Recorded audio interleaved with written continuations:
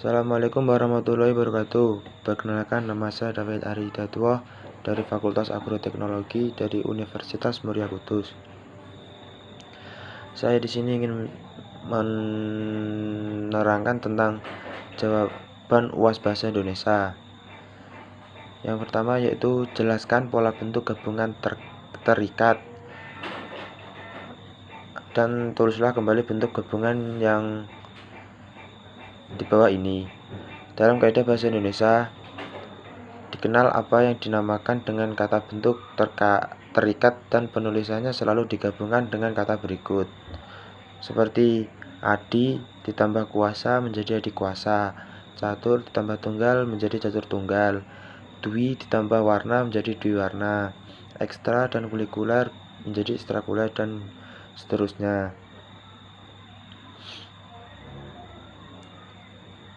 Kemudian yang nomor 2 yaitu jelaskan perbedaan bentuk penalaran deduktif dan bentuk penalaran induktif dan berikan contoh penalarannya. Penalaran deduktif yaitu memperlakukan prinsip-prinsip umum untuk mencapai kesimpulan-kesimpulan yang spesifik. Contoh yaitu semua pria memiliki 10 jari. John adalah seorang pria, maka dari itu John memiliki 10 jari. Kemudian penalaran induktif, memuji informasi yang spesifik yang mungkin berupa banyak potongan informasi yang spesifik. Contoh, ada 20 cangkir es krim di freezer. 18 dari mereka adalah rasa vanila. Oleh karena itu, semua cangkir es krim adalah vanila.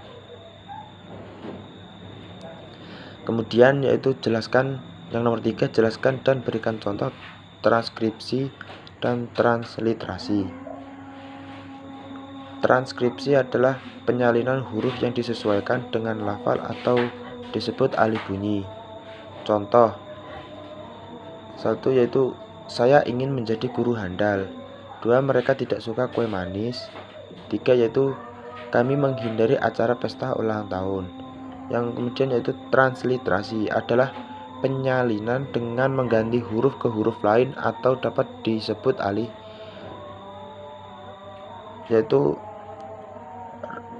Raudatul Afalah ditulis seperti Raudatul seperti itu. Bisa dilihat seperti PPT-nya yaitu seperti itu.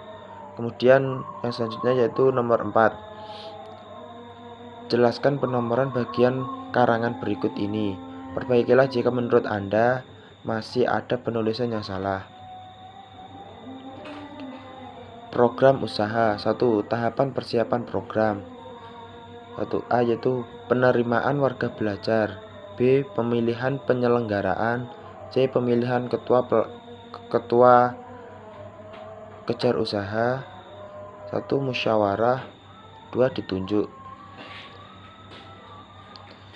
Yang nomor 5 yaitu jelaskan cara penulisan gelas akademik yang benar. Kemudian jawab soal berikut ini. Jika masih salah penulisannya segera diperbaiki. Yaitu dengan gelar yang diperoleh dituliskan sebelum atau setelah nama lengkap seseorang. Setiap gelar yang ditulis diharuskan menggunakan tanda titik. Untuk menghubungkan huruf yang satu dengan yang lain, jika gelar ditulis setelah nama harus ada koma. Untuk memisahkan jika seseorang mempunyai gelar lebih dari satu, maka cara penulisannya adalah masing-masing gelar yang ditulis dipisahkan dengan koma. Seperti Bayu Maharani, S.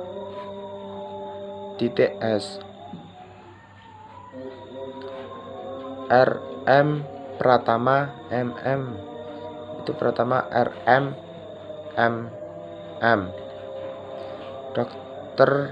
Dr. Andes Muhammad Kanzunuddin MPD, yaitu Dr.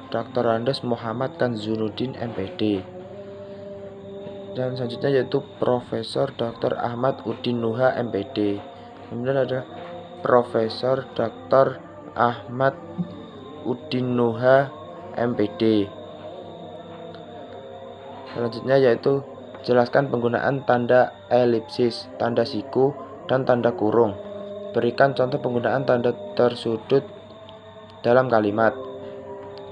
Tanda elipsis dipakai untuk menulis ujaran yang tidak selesai dalam dialog. Contoh, menurut saya seperti, bagaimana Bu?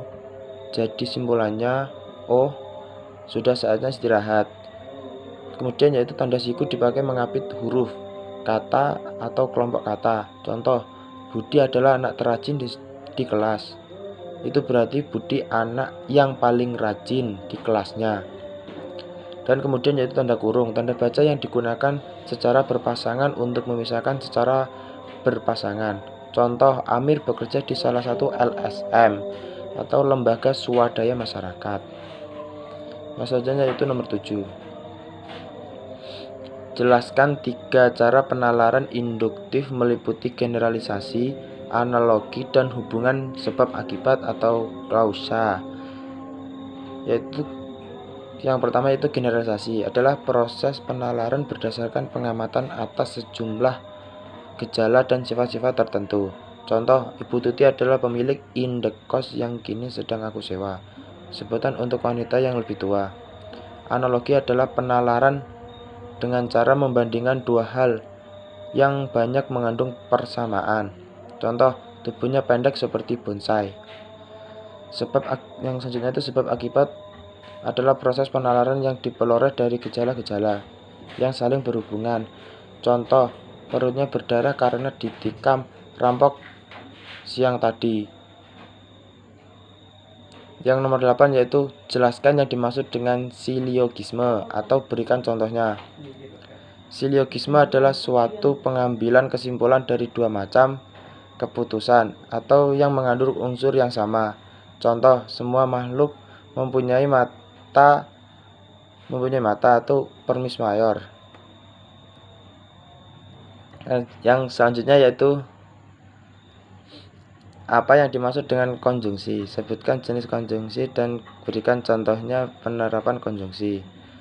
Konjungsi adalah kata penghubung antar kata, antar rasa, antar klausa, dan antar kalimat. Konjungsi korelif digunakan untuk dua kata, frasa, klausa. Contoh, baik sekarang maupun nanti. Yang kedua yaitu konjungsi subordinatif, menghubungkan dua kata, frasa, klausa. Contoh, pengadian, sekiranya, seandainya.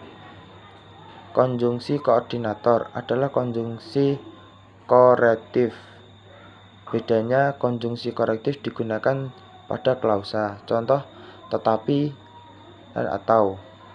Yang terakhir yaitu wacana terbagi menjadi 5, yakni wacana narasi, deskripsi, eksposisi, argumentasi, persual. Jelaskan ciri dan perbedaan tiap wacana tersebut dan berikan contohnya. Yang pertama itu wacana narasi adalah salah satu jenis wacana yang berusaha menceritakan atau mengisahkan suatu kejadian. Contoh, Doni terlambat ke sekolah hari ini karena bangun kesiangan. Yang kedua yaitu wacana deskripsi, adalah satuan jenis wacana yang menggambarkan suatu objek berdasarkan hasil pengamatan. Contoh, kegiatan di sekolahku sedemikian padatnya. Setiap hari aku masuk pukul 7 agar tidak terlambat. Yang ketiga yaitu wacana eksposisi, adalah satuan jenis wacana yang memaparkan atau menjelaskan secara rinci. Contoh, jatuhnya pesawat berkapasitas 266 penumpang Airbus A300-600 merupakan peristiwa kedua bagi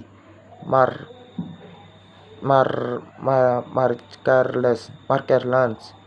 Yang keempat yaitu wacana argumentasi, adalah suatu bentuk retorika yang berusaha untuk mempengaruhi sikap. Contoh, menurut Iskandar, sudah saatnya masyarakat mengubah paradigma agar lulus SMP langsung SMA.